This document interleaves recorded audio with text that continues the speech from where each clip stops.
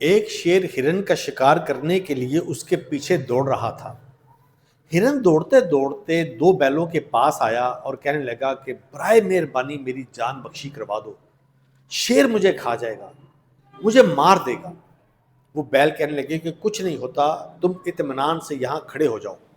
اتنے میں شیر بھی وہاں آ گیا اور کہنے لگا کہ یہ میرا شکار ہے، اسے میرے حوالے کر دو۔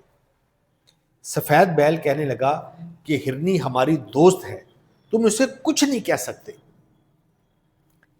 کالا بیل کہنے لگا کہ اگر تم نے اسے کچھ کہا تو ہم دونوں سے برا کوئی نہیں ہوگا، تم بھی یہاں سے زندہ بچ کے نہیں جا سکتے۔ شیر پھر وہاں سے آہستہ آہستہ کر کے نکل گیا اور دل ہی دل میں سوچنے لگا کہ ان دو بیلوں سے میں کیسے جان چھڑواؤں۔ اس نے لومڑی کے ساتھ مشورہ کیا۔ لومڑی کہنے لگی کہ بادشاہ سلامت، میں ابھی جاتی ہوں، میں ابھی اپنا کام کر دیتی ہوں۔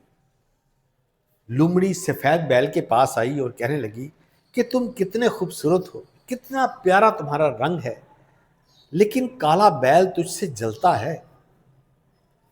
یہ کہہ کر وہ کالے بیل کے پاس آئی اور کہنے لگی کہ تم اتنے بہادر ہو، اتنے طاقتور ہو، اتنے مضبوط ہو، ہٹے کٹے ہو، لیکن سارا کریڈٹ وہ سفید بیل لے لیتا ہے۔ وہ سارا دن تو کام کوئی نہیں کرتا، بیٹھا رہتا ہے، کھاتا رہتا ہے، وہ کہتا ہے سارے کام میں کرتا ہوں۔ یہ کہہ کر وہ لومڑی وہاں سے چلی جاتی ہے۔ پھر دونوں بیلوں کی آپس میں لڑائی ہونا شروع ہو جاتی ہے۔ ایک دن دونوں بیلوں نے یہ فیصلہ کیا کہ وہ الگ الگ رہیں گے۔ موقع کا فائدہ اٹھاتے ہوئے شیر نے کالے بیل پہ حملہ کیا، اس کا شکار کر لیا، اس کو کھا لیا۔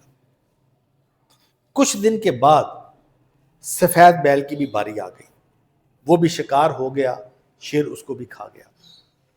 بالکل اسی طرح سے بھائیوں کی بھی مثال ایسی ہے۔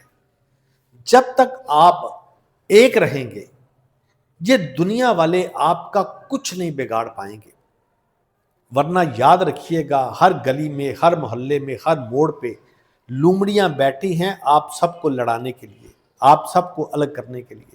سمجھداری اسی میں ہے کہ ایک ہو کر رہو اور سب کا مقابلہ بہادری سے کرو۔